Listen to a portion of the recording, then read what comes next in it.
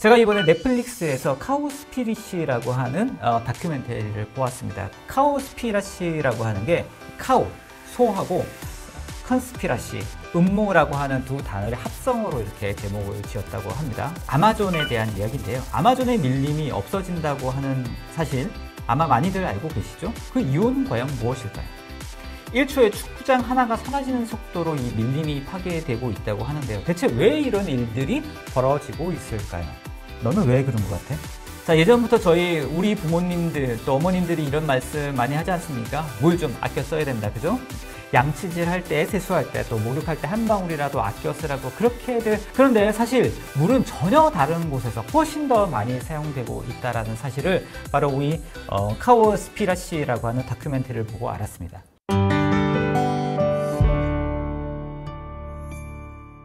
진짜 올 여름 엄청나게 덥지 않았습니까? 비도 많이 오고 말이죠. 그런데 이런 얘기가 있습니다. 앞으로 우리가 겪을 모든 여름 중에서 올 여름이 가장 선선할걸? 이런 얘기가 있다고 합니다. 자, 기상이변이라고 하는 게 이제 현실로 다가왔다. 이런 기후변화에 가장 큰 영향을 미치고 있는 요소는 과연 무엇일까를 한번 되짚어 보면 어떨까 이런 생각이 듭니다. 우리가 통상 알고 있는 것처럼 공장이라든지 자동차 또 화석 연료에서 나오고 있는 이런 배기가스들이 이런 오염물질 또 지구 대기를 망가뜨리는 가장 큰 주범이라고 생각하십니까? 제가 이번에 넷플릭스에서 카오스피라시라고 하는 다큐멘터리를 보았습니다. 카오스피라시라고 하는 게 카오, 소하고 컨스피라시, 음모라고 하는 두 단어를 합성어로 이렇게 제목을 지었다고 합니다. 그러니까 뭐 소에 대한 음모, 이런 어떤 합성어라고 볼 수 있겠죠. 이 킵은 기후변화와 또 환경오염의 가장 큰 원인이 바로 축산업에 있다라고 주장을 하고 있습니다. 정말일까요? 고기를 먹는 우리 습관이 지구를 망치는 가장 큰 원인이라고 하는 충격적인 사실을 이 다큐멘터리를 통해서 보여주고 있는데요. 엄청나게 데이터도 많고요. 또 수많은 사람들과의 인터뷰를 통해서 이 카오스피라시라고 하는 다큐멘터리가 이 점을 강조하고 경고하고 있습니다. 자, 오늘 영상을 통해서 이 중에서 핵심적인 내용만 한번 추스려 보도록 하겠습니다. 자, 온실가스의 가장 큰 주범이 뭔지 아십니까? UN 보고서에 따르면 모든 교통수단, 예를 들면 자동차, 트럭, 기차, 배, 비행기 등등에서 나오고 있는 이런 배기가스를 모두 합친 것보다 가축에서 나오는 온실가스의 양이 더 많다고 하는 데이터가 있습니다. 많은 분들이 그러죠. 자전거를 타고 전기자동차로 바꾸는 이런 이제 화석연료를 줄이는 게 이런 온실가스라든지 대기가스의 오염을 줄이는데 가장 큰 영향을 줄 거다라고 하지만 이것만으로는 온실가스의 문제를 해결할 수 없다는 사실입니다. 육류를 줄이는 습관 있지 않습니까? 이게 바로 공기를 맑게 만드는 가장 중요한 행동 양식이라는 거를 사실 우리 모두 모르고 있었는데 바로 이 다큐멘터리에서 이 얘기를 고발하고 있습니다. 자, 그 다음 두 번째 이야기는 아마존에 대한 이야기인데요. 아마존의 밀림이 없어진다고 하는 사실 아마 많이들 알고 계시죠? 그 이유는 과연 무엇일까요? 1초에 축구장 하나가 사라지는 속도로 이 밀림이 파괴되고 있다고 하는데요. 대체 왜 이런 일들이 벌어지고 있을까요? 너는 왜 그런 것 같아? 목재를 얻기 위해서일까요? 집을 지을 땅을 만들기 위해서일까요? 아니면 사람들이 먹을 농작물을 경작하기 위해서 이렇게 밀림을 파괴하는 걸까요? 자, 진실은 브라질 아마존 밀림 파괴의 91%에 해당되는 부분이 바로 축산업 때문이라고 하는 사실을 이 다큐멘터리에서 고발하고 있습니다. 자, 소나 돼지에게 먹일 사료를 위해서 그런 사료를 만들 경작지를 위해서 아마존이 불타고 있다는 사실이죠. 미국의 데이터에 의하면 전체 곡식 생산량의 70에서 80%가 사람이 아니라 바로 이 사료로 사용되고 있다라고 하는 데이터도 있다고 합니다.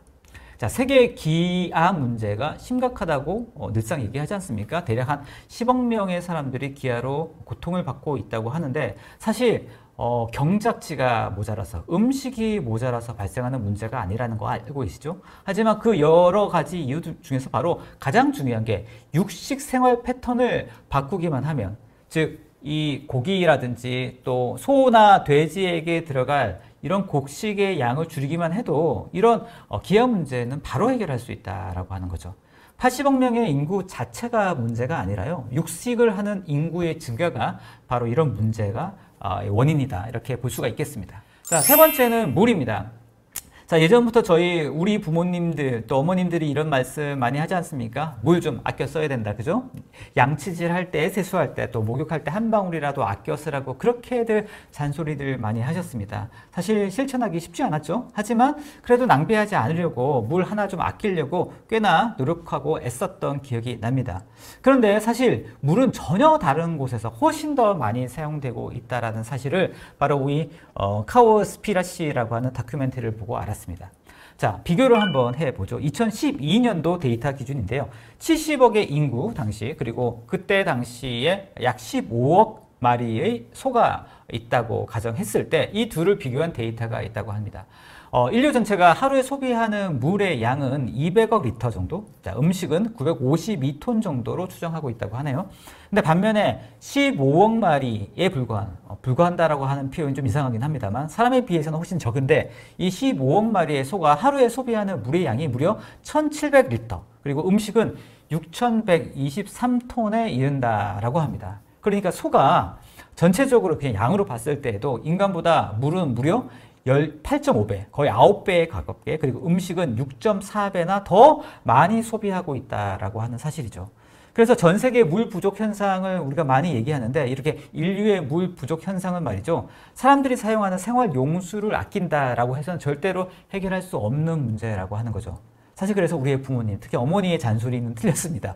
물을 아끼기 위해서 고기를 먹지 말라라고 우리에게 잔소리를 하셨어야 된다는 얘기죠. 자, 마지막 아젠다는 바로 환경단체가 왜 축산업 얘기를 하지 않는가라고 하는 문제를 이 카오스피라시는 아주 집요하게 파헤치고 있습니다. 자, 수많은 환경단체에서 왜 축산업이 이렇게 심각하게 미치는 환경오염과 또 자원 낭비에 대해서는 얘기하지 않을까라고 이 팁은 굉장히 궁금해하고 많은 사람들을 인터뷰하려고 노력을 합니다. 자, 그래서 이 카오스피라시의 전반부는 이런 환경단체들의 이야기로 가득 채워져 있는데요. 인터뷰를 굉장히 많이 요청하는 메일과 연락을 함에도 불구하고 인터뷰 자체를 거부하는 환경단체들이 사실 대부분이었고요. 인터뷰를 만약 했다고 하더라도 이런 축산업이 환경에 미치는 영향을 아예 무시하거나 또 거론 자체를 하지 않으려고 했습니다. 왜 그랬을까요? 앞서 말했던 이런 모든 데이터가 축산업의 문제가 심각하다는 것을 말하고 있는데 왜 이런 환경을 다루고 있고 가장 앞서서 환경 문제를 해결해야 될 환경단체가 정작 이 사실 자체를 언급하기를 두려워하는 걸까요? 이 다큐멘터리에서는 이렇게 얘기를 합니다. 환경단체가 축산업의 문제를 이야기하지 않는 이유는 축산협회 그리고 식품 대기업 등등이 엄청난 후원금과 로비 때문에 이런 일들이 발생하고 있다라고 주장하고 있습니다. 미국의 경우에는 축산협회의 어떤 로비의 파워가 엄청나다고 알려져 있고요. 뭐 무기라든지 이런 쪽의 어떤 협회도 있습니다만 이 축산협회의 파워가 대단하다고 하네요. 미국 축산협회 그리고 글로벌 축산 기업들이 이런 환경단체를 후원한다고 하는 사실은 많이 알려져 있는데요. 그렇기 때문에 이렇게 후원단체와 기업의 입김을 무시하기가 쉽지 않다라는 거죠. 또 다른 이유는 육식을 일상으로 하는 일반인들 있지 않습니까? 특히나 이제 미국인들 같은 경우에 대부분이 육식이 주식이라고 알려져 있는데요. 이런 대부분의 미국인들을 불편하게 만들고 싶지 않다라는 사실이죠. 왜냐하면 후원금이 끊길 수 있기 때문이죠. 이에 대한 비난을 두려워했기 때문에 사실 가장 앞장서서 이런 문제를 들고 나와야 환경단체가 이런 얘기를 하기 꺼려한다는 사실입니다. 물론 이런 건 있습니다. 이 다큐멘터리가 2014년도에 만든 작품이거든요. 그래서 현재 2023년도에 관련된 어떤 상황들이 어떻게 달라졌는지는 제가 한번 더 확인해 봐야 될 것 같고요. 근데 나는 너를 아끼고 있잖니 이렇게 좋은 사람들도 많다라는 거 기억해 주면 좋겠다. 자, 카오스피라시의 부제는 서스테이너빌리티 스크릿이라고 되어 있습니다. 서스테이너빌리티는 지속 가능성이라고 하는 영어 단어죠. 그러니까 지속 가능성의 비밀이라고 하는 게 이 카오스피라시의 부제라고 되어 있습니다. 자, 지속 가능성이라는 말은 사실 제가 되게 좋아하는 단어이기도 하고 요즘 제 화두이기도 합니다. 자, 지구와 환경이라고 하는 이러한 거대한 담론도 물론 중요하겠지만 저는 이런 개인적인 어떤 삶의 어떤 목표 그리고 저도 이제 사업을 운영하지만 이런 사업을 운영하는 측면에서도 뭐 다른 어떤 측면도 중요하겠습니다만 저는 최근에 이 지속 가능성, sustainability가 무엇보다 중요한 가치다라고 생각을 하고 있습니다. 물론 뭐 돈도 많이 벌고 또 성공하고 이런 것도 좋겠습니다만 그것보다는 좋아하는 일을 더 오랫동안 지속적으로 해야 된다. 그런 방향이 더 옳지 않겠나, 의미 있지 않겠나 이렇게 생각을 한다는 거죠. 카오스피라시에 대한 이야기를 간단히 한번 정리를 해봤습니다. 이 다큐멘터리는 인류의 지속 가능성을 위해서 나름대로 핵심을 굉장히 파헤치기 위해서 노력하는 작품이고요. 굉장히 흥미롭습니다. 하지만 불편하죠. 우리가 익히 알고 있었던 이런 환경에 대한 상식이 잘못되었다는 사실을 아주 고발하고 있기 때문인데요. 특히나 우리가 아무 죄의식 없이 그냥 통상적으로 먹고 있는 이런 식습관의 어떤 문제가 사실은 이 환경의 가장 큰 문제의 원인을 제공하고 있다는 자각이 사실 쉽게 인정하기 쉽지 않은 그런 사실이기도 합니다. 하지만 불편하다고 해서 진실이 사라지는 건 아니겠죠? 많이 나왔던 전문가들이 이렇게 마무리하면서 마무리가 되고 있습니다. 할 수 있는 만큼 채식을 하십시오. 하루도 거르지 말고 라고 얘기를 하고 있고요. 우리는 서로 연결되어 있습니다. 서로에게 엄청난 영향을 주고 있기 때문에 생태적으로도 좋고 또 꼭 필요한 일을 지금 바로 실천하십시오. 세상을 바꿀 수 있다라고 마무리를 하고 있습니다. 자, 어떻습니까? 물론 여러분들의 생각은 다를 수 있습니다. 이건 하나의 의견일 수 있고요. 하지만 육식 그리고 이런 축산업, 특히나 이런 공장형 축산업의 어떤 문제가 실은 뭐 건강상의 문제를 얘기하는 그런 이야기도 있습니다만 환경에 이렇게 악영향을 주고 있다는 사실 꼭 기억하시고 우리의 생활 습관 또 우리의 인식을 한번 전환하는데 이 다큐멘터리가 도움이 되고 또 제 요약본이 도움이 되길 바라보겠습니다.